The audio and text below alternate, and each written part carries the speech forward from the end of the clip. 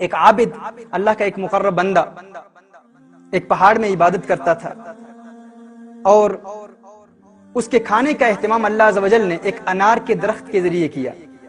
ایک انار کا درخت اس پہاڑ، اس کی عبادت گاہ جہاں وہ عبادت کرتا تھا، اس پہاڑ کے ساتھ ہی ایک انار کا درخت تھا۔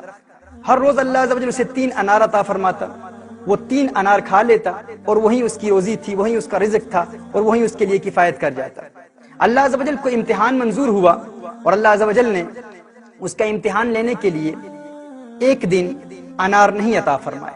اس نے صبر کیا، دوسرے دن پھر اللہ عز و جل نے انار نہیں عطا فرمایا، دوسرے دن پھر اس نے صبر کیا، تیسرے دن اللہ عز و جل نے اسے پھر انار کی نعمت سے محروم رکھا۔ امتحان لے رہا تھا اس کا رب۔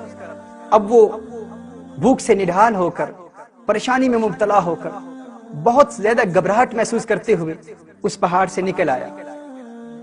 نیچے آتا ہے تو ایک غیر مسلم کا گھر ہے، اس غیر مسلم کے گھر پر دستک دیتا ہے، اسلام کے منکر کے گھر پر دستک دیتا ہے، اور بھیک مانگتا ہے، سوال کرتا ہے۔ اس غیر مسلم نے اسے 4 روٹیاں دی۔ وہ 4 روٹیاں لے کر جب اس کے گھر سے باہر نکلتا ہے تو اس غیر مسلم کا کتا اس عابد پر بھونکتا ہے۔ وہ عابد اس کتے کو 1 روٹی دیتا ہے، پھر کتا بھونکتا ہے، پھر دوسری روٹی دیتا ہے، پھر کتا بھونکتا ہے، تیسری روٹی بھی دے دیتا ہے، پھر کتا بھونکتا ہے اور چوتھی روٹی بھی دے دیتا ہے، لیکن وہ کتا ابھی بھی بھونک رہا ہے۔ ناظرین کرام، اس عابد نے اس کتے کو دیکھ کر کہا، تو کیسا لالچی کتا ہے، تجھے شرم نہیں آتی کہ میں تیرے مالک کے دروازے پر بھیک مانگنے کے لیے آیا تھا، تیرے مالک کے دروازے پر میں نے دستک دی، تیرے مالک نے مجھے بھیک دی، 4 روٹیاں دی، چاروں روٹیاں تو کھا گیا اور ابھی بھی بھونک رہا ہے۔ ناظرین کرام، اس کتے نے جواب دیا، اس نے کہا، اللہ عز و جل نے اسے قوت گویائی عطا فرمائی، اور اس کتے نے کہا، ہاں میں بے شرم ہوں، لیکن تجھ سے زیادہ بے شرم نہیں ہوں، تجھ سے زیادہ بے شرم نہیں ہوں۔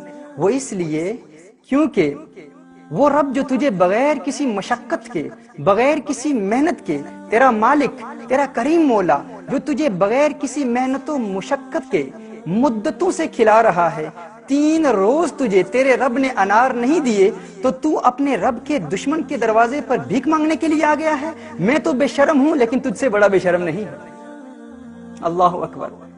ناظرین کرام، یہ کتا اس عابد کو سبق سکھا رہا ہے اور بتا رہا ہے کہ میں تو بے شرم ہوں، لیکن تو فرق دیکھ کہ میں نے اپنے مالک کے دروازے پر بھیک مانگنے والے سے روٹیاں لی ہیں، لیکن تو ایسا بے شرم ہے کہ تو اپنے مالک کے دشمن کے دروازے پر آ کر بھیک مانگ رہا ہے۔